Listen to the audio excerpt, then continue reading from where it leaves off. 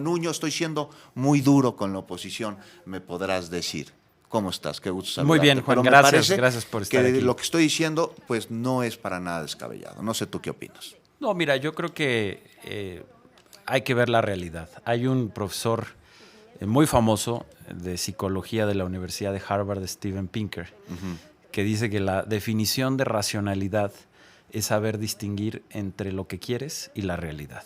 Así es. ¿Se están Y peleando con la realidad de la oposición? yo creo que nosotros en la oposición, nuestra principal obligación, nuestra principal responsabilidad republicana y con el pueblo de México es ser profundamente autocríticos.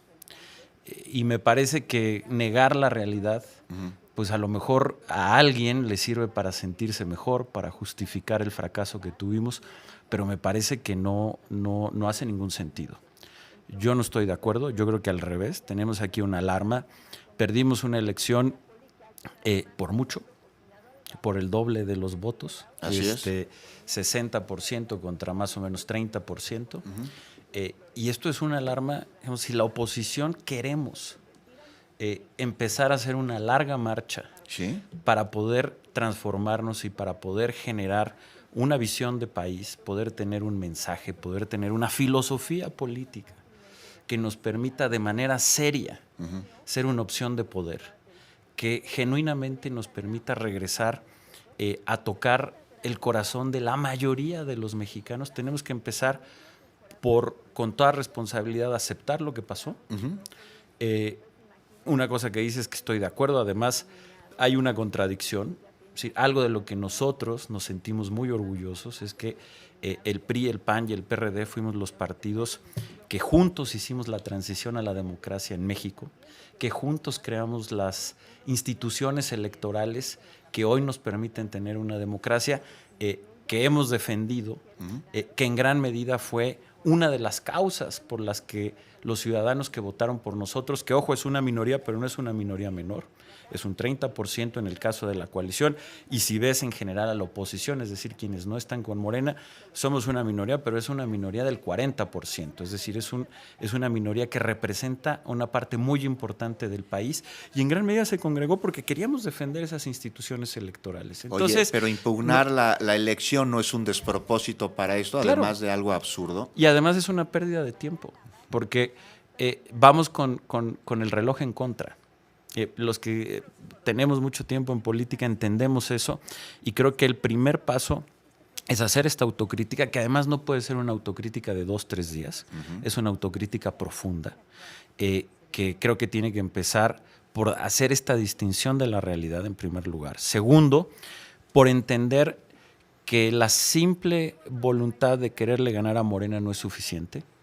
Es decir, tenemos que crear genuinamente un proyecto alternativo de nación. Claro, si no es ganar por ganar, lo que viene siendo el poder por el poder. Necesitan un proyecto. Porque además no te alcanza. Y además, pues, los que aspiramos a una construcción genuina de un país es a lo que estamos, es lo que queremos. Y hay que reconocer que eso hoy no se tuvo del todo. Es decir, no te basta con llegar a una elección, Juan, con construcciones de frases de última hora mercadológicas. Tiene que haber un proyecto político profundo, muy profundo, que no se construye de un día para otro, que tiene que ir más allá de decir queremos ganar. ¿Queremos ganar por qué? Y además... ¿Por qué quieren ganar?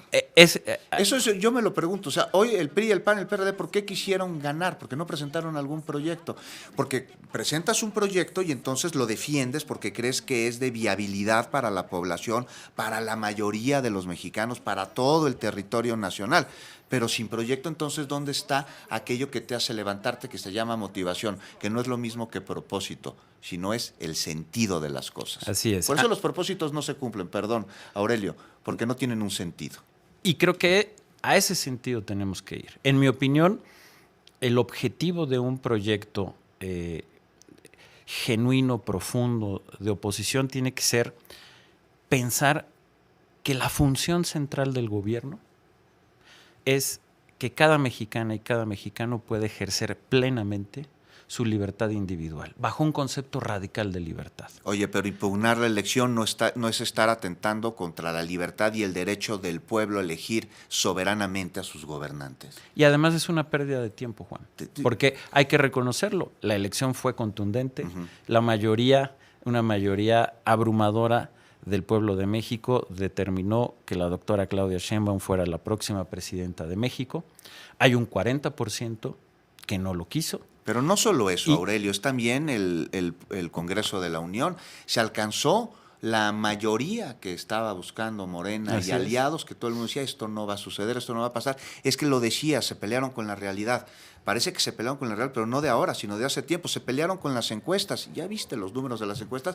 Fueron menores, incluso muchas, al margen de ganancia de Morena. Y por eso creo que la emergencia es hacer esta autocrítica y poder hacer un planteamiento profundo político de qué es lo que la oposición le ofrece al país, qué es lo que la oposición podemos hacer de manera agrupada, hasta dónde podemos llegar. Va a haber altura de miras para poder juntarnos todos, y eso implica poder tener un diálogo también con Movimiento Ciudadano, o no, o qué va a suceder, en lugar, me parece, de estar dándole la espalda a la realidad y a lo que la mayoría de los mexicanos decidieron. Oye, sobre el 40, perdón, Aurelio, yo sé que estoy muy interruptivo. No, por favor. Es que tenemos poco tiempo. Fíjate que, de acuerdo a una encuesta del Financiero, la clase media le dio la espalda a Xóchitl Gálvez y prefirió votar por Claudia Sheinbaum.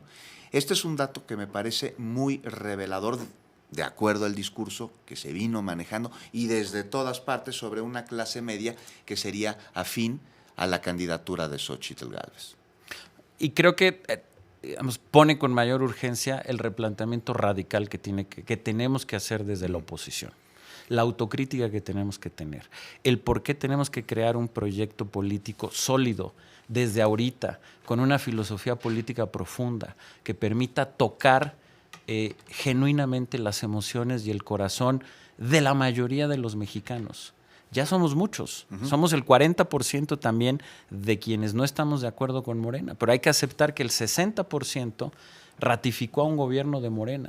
Entonces, ¿cómo vamos a construir un proyecto que genuinamente pueda disputar el poder, Juan? No un proyecto para simplemente navegar políticamente. Yo creo que eso, digamos, no hace sentido. A lo mejor le puede hacer sentido a alguien, pero no hace sentido en términos de la construcción que tiene que tener un país vibrante, democrático, con una cosa adicional, y que creo que es algo que desde ahorita en la oposición tendríamos que estar pensando. Vamos a enfrentar desde la oposición a un gobierno hegemónico.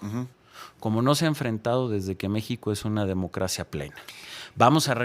Pero además son condiciones esto. muy distintas, claro. Porque antes tenías hegemonía, pero no se había decidido a través de la gran mayoría. La participación en las elecciones era muy baja, no había contrincantes. José López Portillo llegó solo a la presidencia de la República. Veo reflexión en tus palabras, veo una autocrítica, Aurelio Nuño. Tú ves voluntad en los partidos de oposición, del bloque opositor por lo menos, para llevar a cabo esta reflexión que tú estás sugiriendo, que estás desarrollando? Pues espero, porque si no... ¿Pero lo ves? No va a haber, o sea, es decir, si no entendemos que tenemos que hacer un cambio radical, profundamente radical, para enfrentar a un nuevo bloque hegemónico. Ser una oposición responsable. Creo que Jesús Silva Herzog lo puso muy bien, es decir, vamos a vivir una autocracia popular.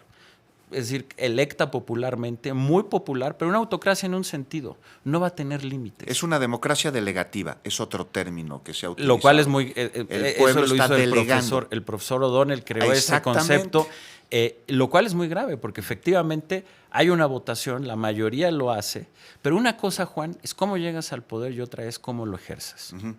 Y vamos a tener un gobierno que en gran medida no va a tener límites dentro de un partido y de un movimiento que es Morena, que en su tradición populista, precisamente, digamos, siempre ha estado en contra de tener límites republicanos. Hay una tensión, no solo en México, en todo el mundo, y es muy antigua, entre populismo y república, o republicanismo. Y hoy la vamos a vivir exacerbada. Entonces, para concluir con esto... Nos cae la pausa, Aurelio. Vamos a concluir rápidamente regresando de ella, porque sí quiero que concluyas con esta idea. Volvemos. 7 de la tarde con 24 minutos. Gracias por continuar con nosotros y gracias Aurelio Nuño. Nos aguantaste el corte justo cuando pues, nos ibas a dar una reflexión final sobre, te preguntaba, una introspección al interior del bloque opositor después de la derrota apabullante en la elección del 2 de junio, porque yo no veo que haya reflexión, Aurelio. Yo lo que veo es este amago por impugnar lo que es la decisión mayoritaria del pueblo de México al ejercer su soberano derecho de decidir quiénes son sus gobernantes. Me parece que esto es un síntoma más de aquello que los ha llevado a ser oposición y de aquello que los puede llevar a varios partidos del bloque opositor, por lo menos a 2, a perder en el futuro próximo su registro. El del PRD podría ser incluso en el futuro inmediato casi, Aurelio. Sí, y mira, creo que esta actitud es una especie, se están mimetizando con lo que hacía el presidente López Obrador, que era no reconocer los resultados de una manera absurda, que además de pero siempre, 2006, lo criticamos. El margen que dio a conocer la autoridad electoral, más allá de que luego discutimos sobre el fraude o no, pero el margen que dio a conocer el electoral era de bien poquitos votos. Aquí estamos hablando de una diferencia de millones de votos. Ahora claro. Son 33 millones, 33 más de 33 millones de Claudia Sheinbaum. Es el 60% de la preferencia contra un 30% de su. De acuerdo, por eso con mayor razón. Pero incluso si en este momento, yo te lo digo, a mí me parecía absurdo y me parecía una actitud no democrática y de un berrinche que en su momento hizo el hoy presidente de la República, tanto en 2006 como en 2012, donde el margen fue de 8 puntos. Bueno, ahora cuando el margen es del doble, o sea, del doble de tu votación, es de 30 puntos, creo que no hace sentido. Sobre todo porque la reflexión de la autocrítica que tenemos que hacer, Juan, es urgente. Y es urgente porque vamos a enfrentar, como te decía hace un momento, un gobierno, creo que lo ha clasificado bien Silva Herzog, una autocracia popular.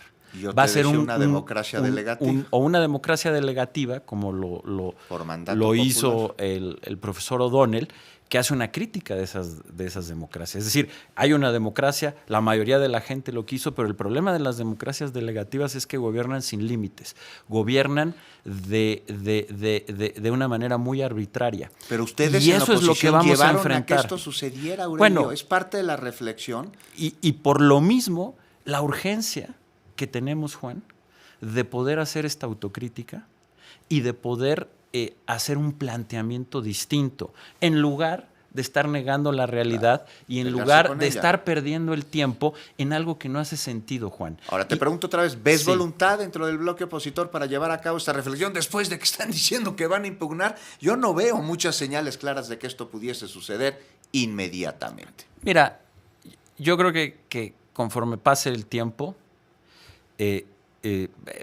no va a haber de otra.